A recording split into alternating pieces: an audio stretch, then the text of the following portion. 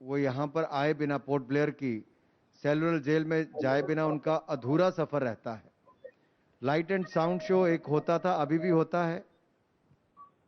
जी sir, बिल्कुल। इसका संचालन मेरे साथ मेरे डायरेक्टर साहब भी देखते हैं। और यहाँ पर सर डिपो में एंट्री के दो ही पॉइंट है, एक सी पोर्ट और दूसरा एयरपोर्ट, जिसमें दोनों पर ही सीआईएसएफ तैनात है और सुरक्षा जिम्मा मुस्तैदी से निभा रही है। सर हमारे यहाँ पर सीआईएसएफ के 100 बल सदस्य आज फ्रीडम रन में सम्मिलित हुए हैं। हमारा यही उद्देश्य है कि हम सभी को फिटनेस के लिए प्रोत्साहित करते रहें, और हम इसके साथ साथ फिटनेस से रिलेटेड बहुत सारे कार्यक्रम यहाँ आयोजित करते हैं। हम योग शिविर आयोजित करते हैं।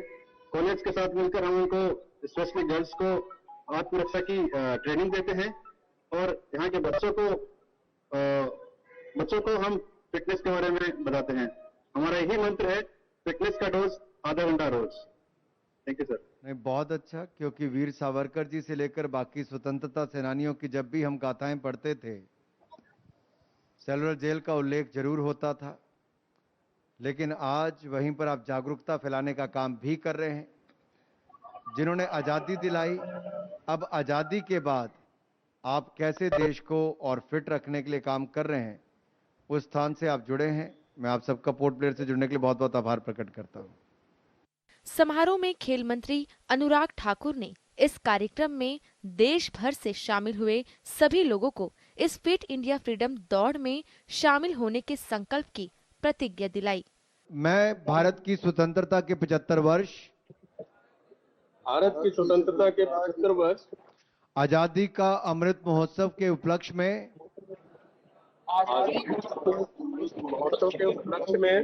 फिट इंडिया फ्रीडम रन 2.0 मैं हिस्सा लेने का संकल्प लेता हूं। मैं स्वयं को फिट और स्वस्थ रखने के साथ ही अपने परिवार, मित्रों एवं समुदाय को भी ऐसा करने के लिए प्रोत्साहित करूंगा।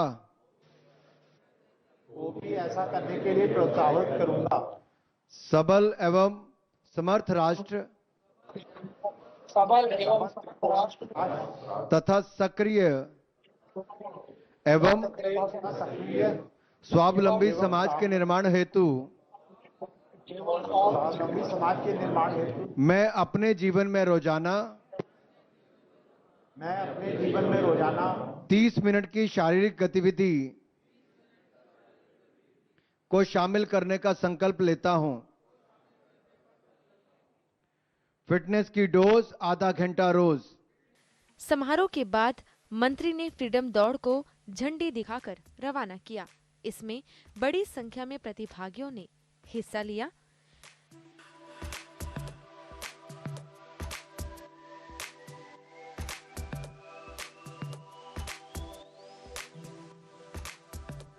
मंत्री द्वारा झंडी दिखाए जाने के बाद पोर्ट ब्लेयर के राष्ट्रीय स्मारक सेल्युलर जेल के समीप से भी सीआईएसएफ के कर्मियों एवं अन्य प्रतिभागियों ने भी दौड़ में हिस्सा लिया।